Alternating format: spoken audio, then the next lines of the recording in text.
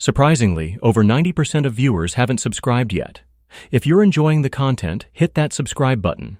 It motivates us to keep creating and helps us never miss an upload.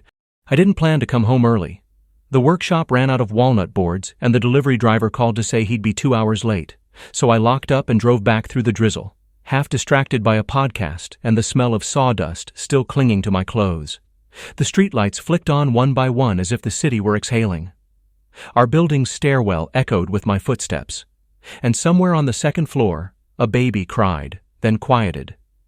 Normal evening sounds. Nothing hinting that my life was about to pivot in a single quiet second.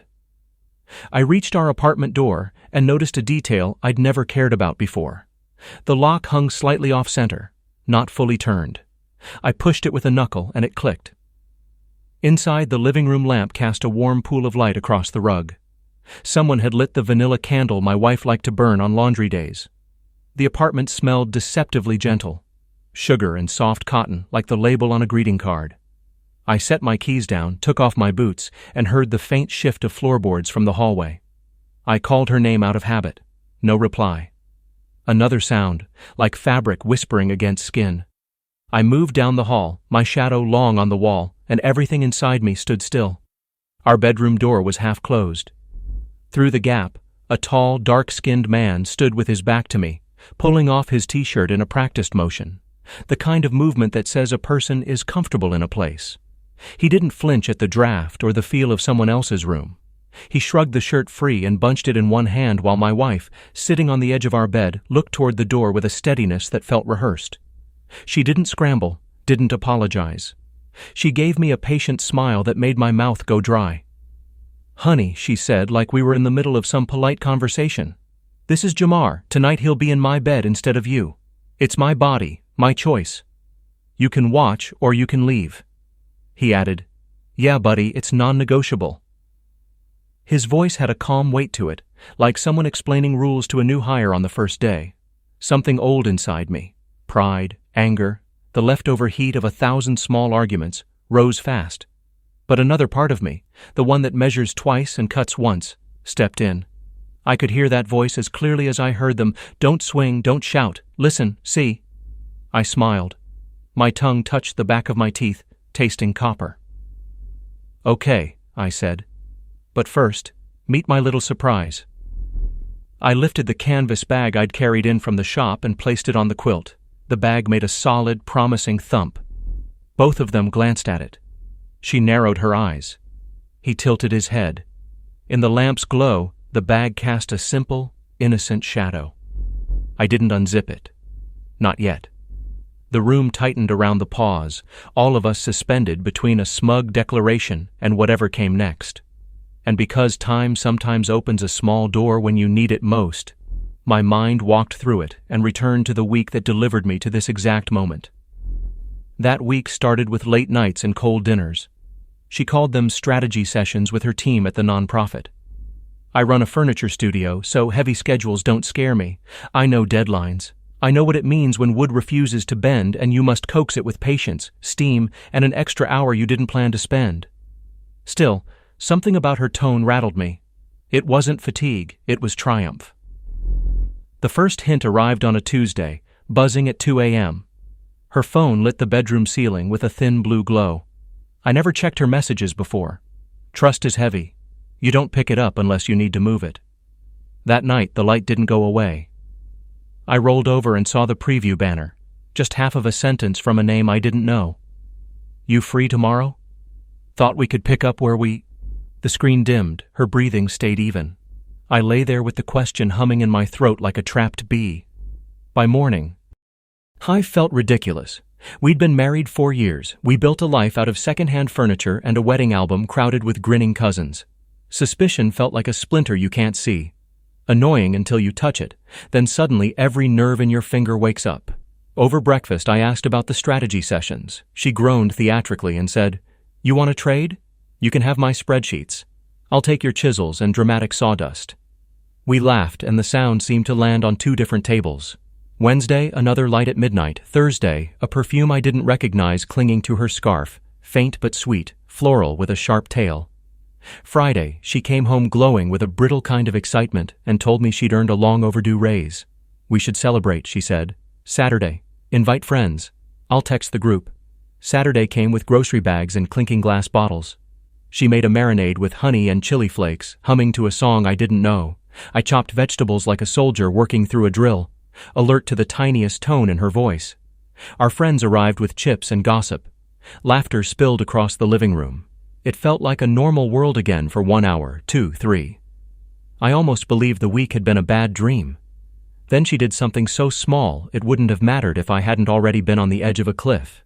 We were talking about work, how the city keeps reshuffling budgets like a bored dealer with a deck of cards.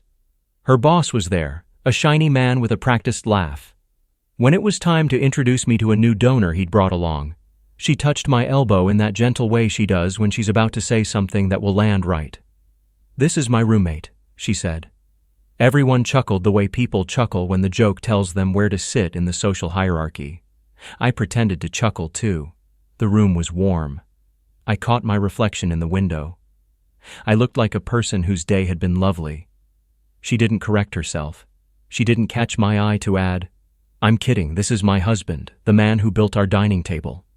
The conversation flowed past me like water around a stone.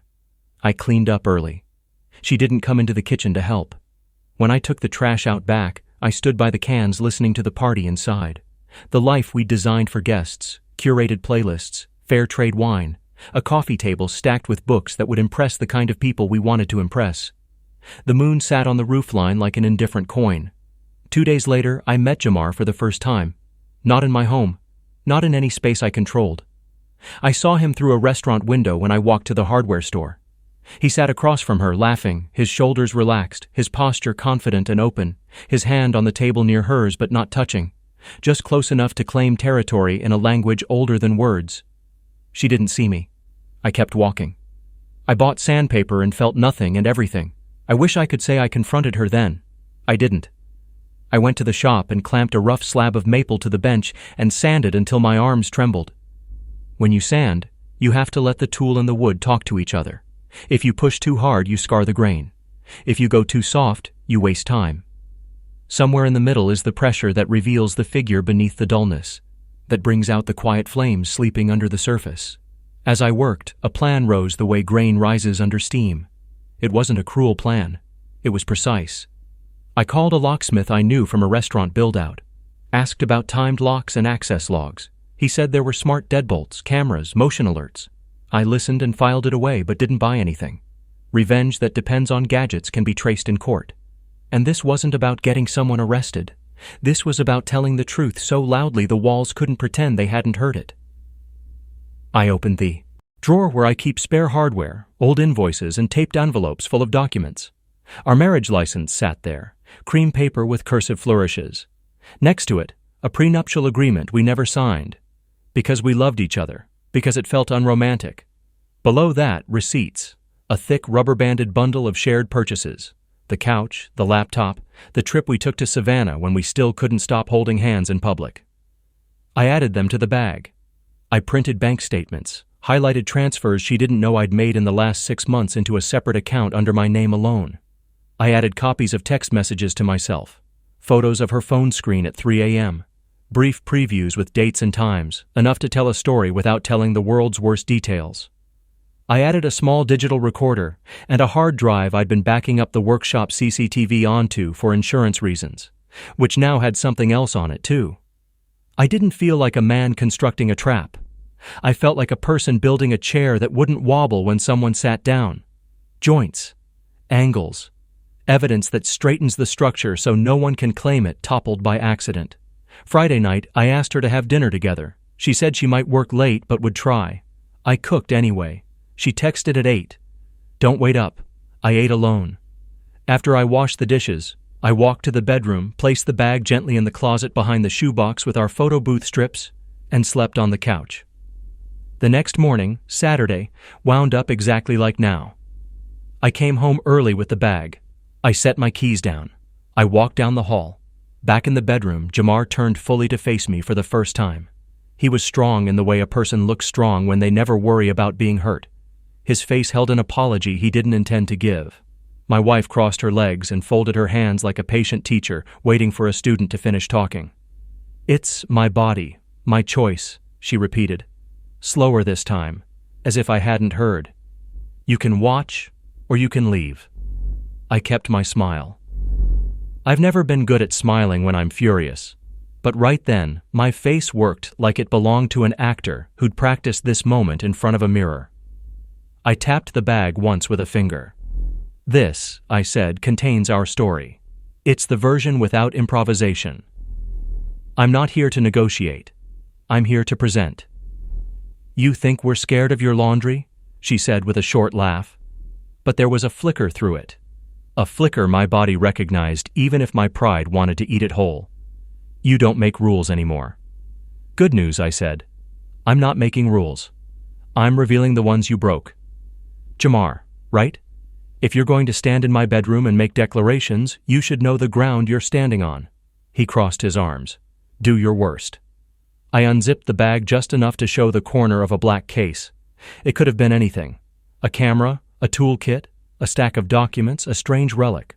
I zipped it back up. "Not yet," I said. "Before any of this. A preface. Because I'm not a monster, and because even now I remember the way your hair smelled after the rain the spring we got married, and the way your hand shook before we said our vows, not from fear but from nerves, the same way mine did. I'm going to tell this the right way. Then I'm going to open the bag." "She texted you," he said to my wife without looking away from me. "I told you he'd beg or cry." "Watch closely," I said softly. "The version where I beg already ended. You missed it on Tuesday when I watched you through a pane of glass and decided not to crash through it like a fool. The version where I cry ended Thursday when I held the scarf you left and realized tears wouldn't change the pattern you've chosen. We're entering a different version now." She rolled her eyes, but her fingers tightened around the bedspread, pulling the fabric into small peaks. "Okay, storyteller, wrap it up. We have plans." "You did," I said. Past tense. I stepped to the dresser, opened the top drawer, and took out the ring box that once lived in my pocket on the happiest day of my life. The ring lay inside like a still sun. I set it on the bed beside the bag, not touching either. Then I placed 3 envelopes in a row, each one labeled with neat block letters, 1, 2, 3. "You're not giving us homework," she said. But there was no laughter in it now. I pointed at the first envelope. "Open it," I told her. She looked at Jamar as if to ask permission. He nodded once, the kind of man who grants favors like he's tossing crumbs to birds. She slid a fingernail under the seal. Inside lay copies of the bank statements, highlighted columns, a tidy sheet explaining transfers and balances. "I've moved my income and savings out of our joint account," I said. "Our rent for next month is paid. After that, you'll need to cover your portion yourself. I'm not evicting you. I'm not petty. But I won't be your silent sponsor." Her jaw worked. "That's illegal." "You can't." "It isn't," I said. "And that's why there's a second envelope." She opened it with less bravado. Inside lay printed screenshots of messages, only the previews, only the times, names, the small phrases that tell a larger tale. Not explicit, not cruel, just dates that lined up with nights she said, strategy session, and came home smelling like a different store's perfume counter. "I'm not sending these to anyone," I said. "Not to your boss, not to your board, not to your mother, but I want you to know I'm not lost in a fog. I see the map." She closed the envelope with a shaky breath.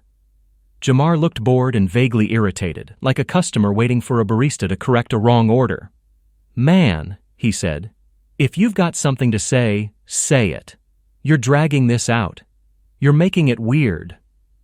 "That's my specialty now," I said, being exact. "You should appreciate it. It keeps everyone honest when the stage lights turn harsh." The third envelope sat untouched. I looked at it, then at the bag. The room had changed without moving. The candle burned lower, throwing short shadows. A car honked in the distance. We were 3 people in a scene we didn't rehearse, each trying to remember lines we never learned. "What's in the bag?" she asked finally, her voice a notch smaller. The night shifted on its axis. The apartment felt like a box I'd built to hold this single question. "Evidence," I said. "And mercy." "Both." "But the order matters." I reached for the zipper, paused, and pulled my hand back. "Not yet." I want you to tell me one thing first, and I want you to tell it to me like you used to when truth was a game we loved to win together. Did you ever intend to stop? Was there a point when you looked at me and thought, I'll find my way back to him? She blinked, startled that the courtroom had turned into a quiet kitchen conversation. Her mouth opened, then closed, and for a slip of a second, her face softened. I don't know, she whispered. That was the truest thing she'd said all week. It fell on the bed between us like a fragile glass. Okay, I said. Then here's what happens. I'm going to open the bag. I'm going to show you what I brought home instead of flowers. And the next part of this evening will not be what you planned. Nobody is touching anybody. Nobody is breaking anything. Nobody is leaving in handcuffs. You will remember every second because it will be the most honest our marriage has been in a year. Maybe ever. Jamar rolled his shoulders, ready to scoff. My wife watched the bag with a helpless focus, like the zipper might bite. I drew a breath, steady, the kind you take before making the first cut on an expensive board. Then I set my fingers on the metal tab and pulled. The sound was small but final, the kind of sound that sits inside your ears long after it ends. I opened the bag and reached in. Their eyes followed my hand. Something scraped softly against canvas. What I pulled out turned the night into a different shape than either of them imagined. And before they could speak, I began to explain exactly how it would change everything. The zipper sound still hung in the air when my hand emerged from the bag. I didn't pull out a weapon or anything violent. That was never the point. What I laid on the bed was a thick black folder, its spine reinforced with tape, corners bent from years of storage. Both of them stared at it like it might explode. Jamar tilted his head, clearly disappointed. My wife's eyes darted from the folder to me, then back again. This, I said evenly, isn't a threat. It's a record. It's the proof of who I am and what I've built, compared to what the two of you think you're about to take from me. I opened the folder and began placing documents on the bed one by one. Receipts from the studio, contracts with clients, designs I'd drawn by hand, even a letter from a museum about a piece of mine they wanted for an exhibition. Every page whispered the same message. I'm not the man you get to dismiss as a roommate. I am someone who carved a place out of nothing, who bled into his craft while you rehearsed lies in borrowed rooms. Jamar smirked. So you're bragging about your job? That's what this is? I didn't even look at him. Not bragging. Context. Before you think this is some cheap drama where I slink out quietly while you two clap yourselves on the back, understand that everything in this folder has weight. My name is on it, my sweat is in it, and now hers is absent from all of it. My wife's throat worked like she wanted to speak, but no words came out. She knew what those papers meant. They were proof that I'd been pulling us forward while she'd been slipping sideways. Then I reached back into the bag and pulled out the small digital recorder. I set it gently on the bedspread. A red light blinked. What's that? Jamar asked, his bravado cracking just slightly. It's been listening since I walked through the door, I said calmly. It's captured every word you two spoke to me. Non-negotiable. My body. My choice. Every sentence is there. And before you panic, no, this isn't for the police, it's for history. For when people ask why I left, I won't need to invent excuses. I'll have your voices, plain and unfiltered. For the first time, my wife flinched. You wouldn't... I don't have to do anything. I cut in. That's the beauty. Truth works on its own. I pulled out the hard drive next. And this is backup. Of everything. The transfers. The texts. The photos. Copies tucked away somewhere safe. Even if this apartment burned down tonight, the story would survive. The room grew heavier. The candle trembled in its glass. Finally, I brought out the last item. The small velvet ring box. I opened it so they could both see the band glinting under the lamp. My voice softened. This was the start. Every vow, every promise we made sat inside this circle. But here's what you didn't realize. I don't cling to symbols. I cling to substance. And you broke it, she whispered. You're humiliating yourself. No, I said, steady as stone. I'm liberating myself. Tonight isn't about begging or fighting.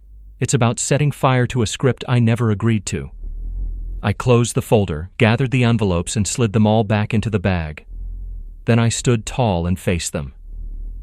You wanted me to watch or leave? Here's my answer. I'll leave. But you'll never escape what I've placed here. The silence you expected? Gone. From now on, every time you lie to someone else, you'll hear this night replay. You'll see me walk away not broken, but whole. That's the part you didn't predict. I slung the bag over my shoulder, pocketed the ring box, and stepped toward the door. Neither of them moved. Jamar's chest heaved once, like he was deciding whether to throw a punch, but even he seemed to realize the fight wasn't his to start. My wife's lips parted like she wanted to call my name, but no sound came out. At the doorway, I paused. One last thing, I said without turning around. You wanted control. You have it now. But control comes with the weight of the story you wrote. Carry it well, because I won't carry it for you anymore. Then I walked out, closing the door with a calm finality. What they didn't know, what gave me a flicker of grim satisfaction, was that I had no intention of vanishing into the night. I had one more step in my plan, one that would make the next week feel like the longest of their lives. And as I pressed the elevator button, the recorder still warm in my pocket, I began to map exactly how that final act would unfold. I walked out of that apartment, but I didn't vanish. The next days were a performance I'd rehearsed silently for weeks. I let her believe I had accepted defeat, that I was licking wounds somewhere in the shadows. Meanwhile, the recorder's copy and my carefully built folder found their way into the hands of people who mattered. Not the police, not her friends, but the circles she craved most. Her board, her boss, her donors. I mailed neat, unmarked envelopes with transcripts attached. No drama, just facts.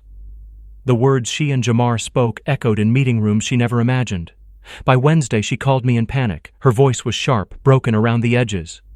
They suspended me. Someone sent them. She stopped, realizing who she was talking to. I didn't answer. I let the silence weigh heavier than any insult. Jamar tried to step in. He texted me once, a short message. You're pathetic. I smiled.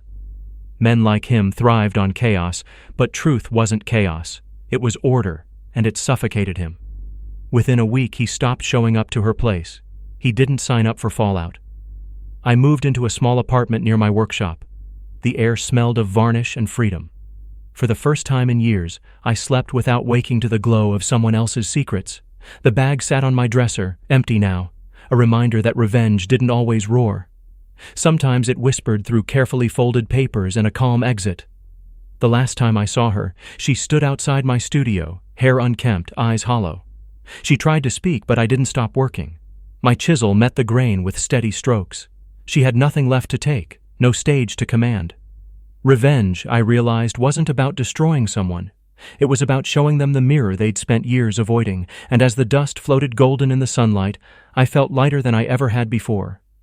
The story ended not with rage, but with me, free, walking forward while their night of triumph collapsed into ash.